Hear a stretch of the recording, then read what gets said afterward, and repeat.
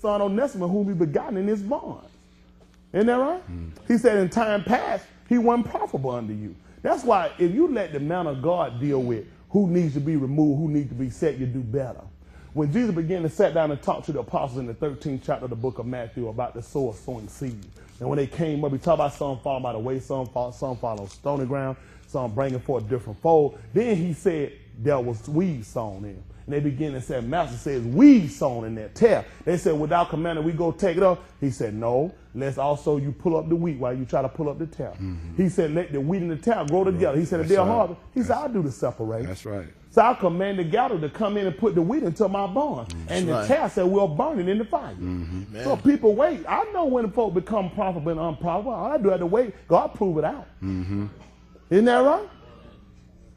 So he said at one time, he said, Onesimus was not profitable unto thee. But listen what he said. But now profitable to thee and to me. This is what he said. Now he only not profitable to you. He even profitable to me. He adds something to the body. Listen. Whom I have sinned again. Whom I sin again. Thou therefore receive him. He said, now thou therefore receive him. That is mine own bowels. That is my own inward part. He my heart. I want you to receive it. When the instruction given to you by the man of God, you got to receive that. Amen. You got to remove self out the way to receive the word. Yes, sir. Philemon couldn't do what he wanted to do. He already refreshed. Let him know with all that he did and know. You'll find yourself sometime walking in a way that might not be fully into the knowledge of God. But when understanding comes, you got to change direction. You can't keep going that way because that's me and that's how I do things. You outside the will of God. Listen. Amen. Whom I would have retained with me. He said, whom I would have kept him with me now.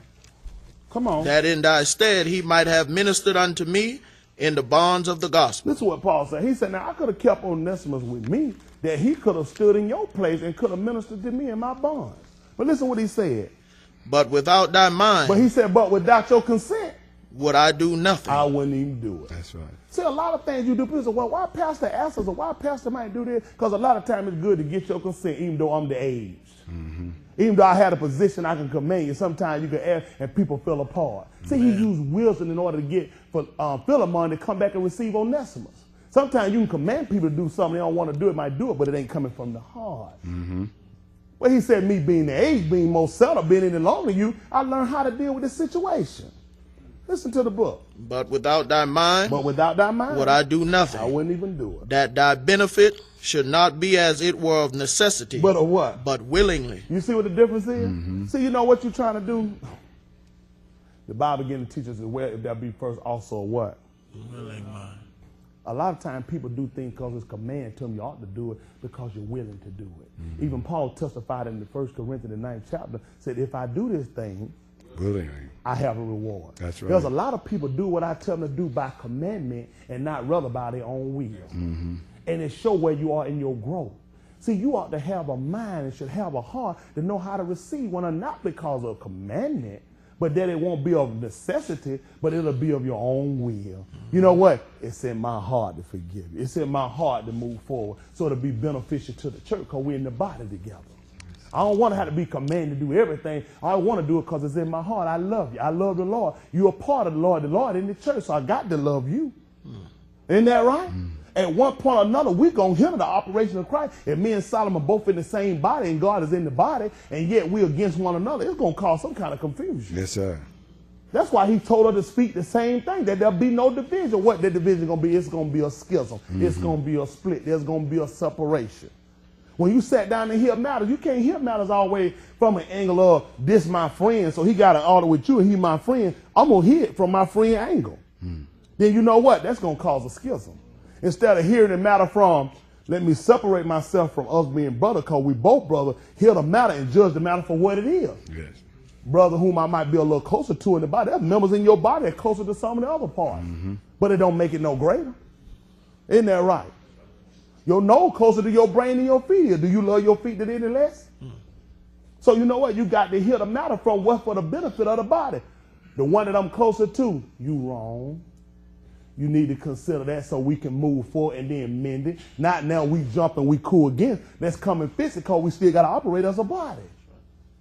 We can do that and go cool against him, and now we're going to have what? He's going to have sorrow upon sorrow. Isn't that right? Instead of rather forgive, we're going to be working against the body instead of working in favor with the body. So a lot of things that you instructed and told you ought to be doing because there's a willingness and not because there's always a commandment. Mm-hmm. Why do you think Jesus said, if you love me?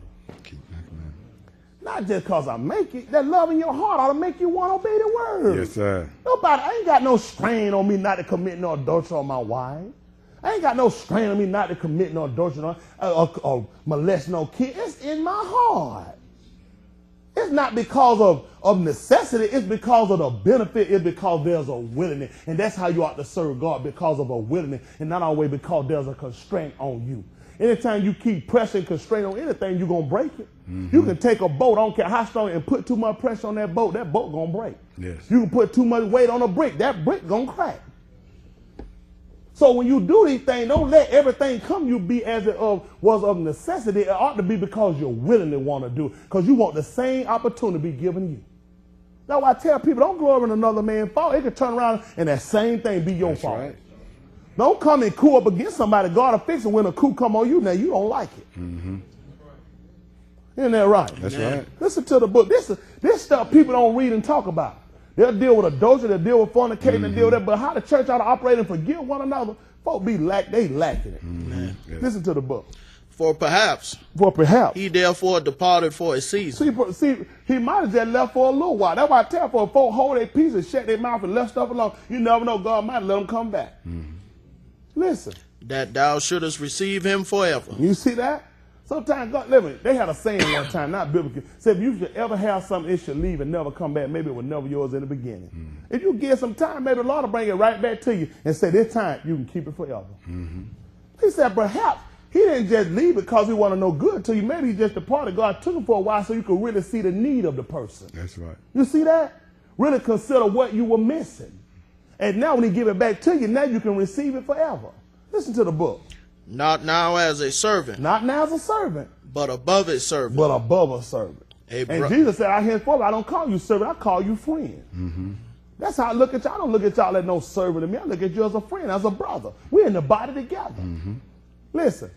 A brother beloved. A brother beloved. Yes, sir. Come on. Especially to me. Especially to me. But how much more? But how much more? Unto thee. But unto thee. But in the flesh. But in the flesh. And in the Lord. And in the Lord. Yes, sir. Come on. If thou count me therefore a partner. This is what he said. Now, Paul said now you know what's good, what wisdom come at to get a person for him in order to receive Onesimus. Look at the wisdom he used even from the beginning of his letter. He began to talk about his faith and how he refreshed the church in his inward part. I told the church before how to get God and get the Most High God to answer your prayer. If you go back and look at, they always gave reverence to who he was. They gave obedience to his position. Him being the Most High God, how he could deliver. How no man could deliver out of his hand. What other God can do the things or create what he did. Then they would go into asking God if he would do certain things. But after they gave him the preeminence about what he was able to do and who he is and where he said. When he came to Onesimus, he let him know, first of all, I didn't come to kill you. Let me tell you about yourself, first of all. You refresh the inward part of the church. That what you do, you're faithful to it. And now he began to go down and talk to him about Onesimus, and now he come back to Philemon to talk about him and his position, how I love you, not only spiritually, but I love you in the flesh. Mm-hmm. Now he want to talk to him, he want to ask him something. Listen to the book. If thou count me therefore he said, a partner, now you count me as a partner. Receive him as myself. He said, I want you to receive him just like me. I tell folks, you forgive folks, treat them like you would treat me. Amen. He said, I want you to do this for me. Using wisdom, knowing how to turn. You know, he said, kind words turn away wrath. He could have walked right now. Look here, Philemon, you're going to do this, and I'm telling you you're going to do this because I'm Paul, an apostle. And you know what? It been to no benefit. But being why? He said, maybe he left that he might come back and be with you now he might be with you forever. Mm-hmm. Consider this if I'm a partner. Man. Listen what he said. If he hath wronged thee. He said, if he hath wronged thee, this is what he said now. Or oweth thee aught. If he owe you anything. Put that on mine account. That's tight. Mm-hmm. Now, how many of y'all in here willing to do that? To fix a matter. If Sister Danielle and Sister Amber got a situation going on, and the better way to fix it, I tell you what, Danielle, whatever you saying she took for you, whatever she said, if you would, put that on me. You'd be like, what? No. It's her fault. No, it's her. If you count me to be a partner, treat her like you would treat me and just let me take the bill. Because I know the love you have me, you know the love I have for you. Now, don't look at it as Amber. Look at it as me, and I'm asking you to do this for me.